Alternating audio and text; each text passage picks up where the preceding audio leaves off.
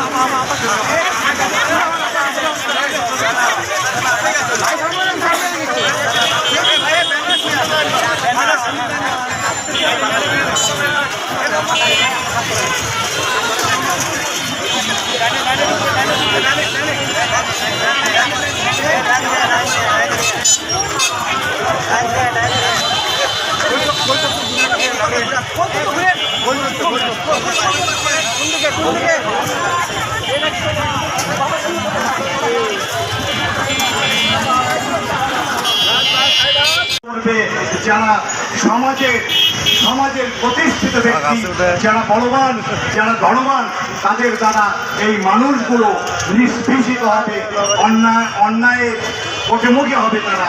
এই হিসাবে উনি প্রস্তাব রেখেছিলেন 1947 সালে জাতিসংঘে যে মানবাধিকার কমিশন, এটা একটা বাধ্যতামূলক সব দেশই এই সংগঠন থাকতে হবে।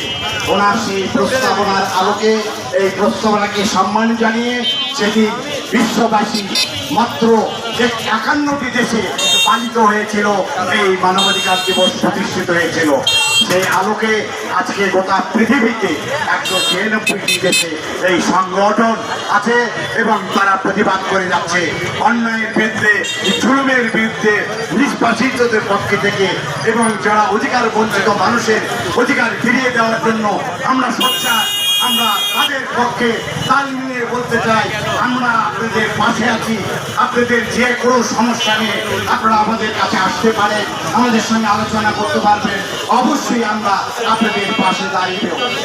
আমি প্রশাসনকে অনুরোধ করব, আপনারা এই অন্যায়, অত্যাচার, জুলুমের বিরুদ্ধে অবশ্যই সক্রিয় হবেন এবং সক্রিয় ভূমিকা রাখবেন। এই আশাবাদ ব্যক্ত করে আজকে বগুড়া জেলার এই মানবাধিকার কমিশনের র্যালি সার্থক এবং সাফল্যমণ্ডিত হোক। সকলের সুস্বাস্থ্য এবং দীর্ঘায়ু কামনা করে আগামী দিন এই বাংলাদেশে আমাদের এই মানবাধিকার আরো এগিয়ে যাক, এই আশাবাদ ব্যক্ত করে আমি আমার কথা শেষ করছি। আসসালামু আলাইকুম। এবারে বক্তব্য রাখবেন আমাদের বগুড়া জেলার মানবাধিকার কমিশনের জানার নেতৃত্বে, জেলার অনুদানে আজকে আমরা রাজশাহী বিভাগীয় সমন্বয়ক বাংলাদেশ মানবাধিকার কমিশনের ডেপুটি গভর্নর আলহাজ রফিকুল ভাইকে কিছু বলার জন্য অনুরোধ করছি।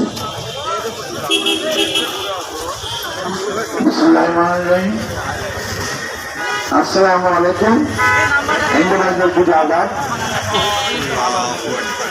আজকে এই মানবাধিকার দিবস বর্তমানে পৃথিবীতে যেভাবে মানুষের ওপর নির্যাতন চালাচ্ছে, এমনভাবে মানবতা লঙ্ঘন হচ্ছে যেটা বলে শেষ করা যাবে না। এমনভাবে নির্যাতিত হচ্ছে যেগুলো চোখে দেখার মতো না। এই জন্য বিশ্ববাসীর কাছে ভোট দাবি জানাই, এই মানবাধিকার থেকে এই নির্যাতিত মানুষদেরকে মারার একটা আইন তৈরি করে প্রত্যেকটা দেশের উপরে নিয়ে করা হোক, যাতে এরকম নৃশংস হত্যাকাণ্ড তারা যেন যুদ্ধের মাধ্যমে করতে না পারে।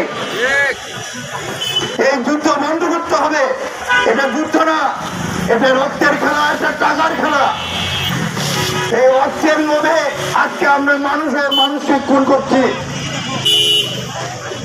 আজকে আমরা এই মানবতার কাছে লজ্জিত যে আমরা মানবাধিকার কর্মী হয়েও অনেক কিছু করতে পারি না। আজকে এই বিশ্ব যারাই ইন্ধনদাতা তাদের কোমর ভেঙে দিয়েছে ছাত্ররা। যেভাবে বাংলাদেশকে আমরা যেভাবে দেখতে চাই সেইভাবে আমাদের থেকে অগ্রসর হতে দেওয়া হচ্ছে না। এই জন্য জনগণকে সবসময় সজাগ থাকতে হবে। আমাদেরকে যেন তৃতীয় পক্ষ বা অন্যায়ের বিরুদ্ধে কোনোভাবেই যেন আমাদেরকে আপোষ না করা হয়। এই জন্য আমি জোর দাবি জানাই, বাংলাদেশ সরকার যে উদ্যোগ নিয়েছেন, আমাদের সামনে নির্বাচন, এই নির্বাচন যেন সঠিকভাবে হয় এটা জনগণকে খেয়াল রাখতে হবে, ছাত্রদেরকে বিশাল ভূমিকা রাখতে হবে।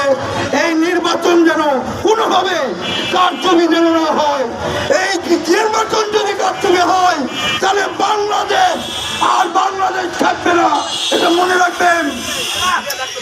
আমি বেশি কিছু বলতে চাই না, আজকে বগুড়াবাসীকে বলতে চাই, আমি বগুড়ার সন্তান হিসেবে আপনারা যারা বিচার পাবেন না, আপনারা আমার এই মানবাধিকারের অফিসে দ্বারবদ্ধ হবেন। আপনাদেরকে বিনা খরচে আপনাদেরকে সেই অন্যায়ের ন্যায় বিচার পাতে যেটুকু সামর্থ্য লাগে আমরা সহযোগিতা পাবো, সকল চেষ্টা চালাবো ইনশাল্লাহ। এটা গৌরবাসীর কাছে আমি অনুবদ্ধ। আসসালামু আলাইকুম। এবার আমার মূল্যবান বক্তব্য শেষ করছি। আসসালামু আলাইকুম।